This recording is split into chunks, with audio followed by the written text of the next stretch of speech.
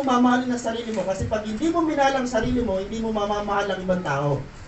Pero kung minamahal mo ang sarili mo para sa sarili mo lang, then walang purpose.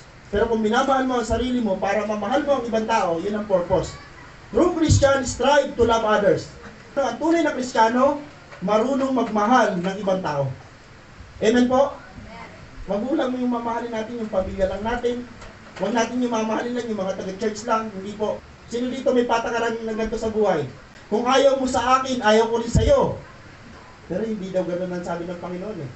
Tama po ba? Parang sinasabi kasi natin, kung ayaw mo sa akin, ayaw ko rin sa'yo. Kung galit ka sa akin, galit din ako sa'yo. Wala tayong pinagkaiba sa mga tao makamundo. Christian tayo. Tinuturuan tayo ng Panginoon at totoong mga Kristiyano, nagmamahal ng mga taong hindi ka mahal-mahal at mga taong ayaw sa'yo.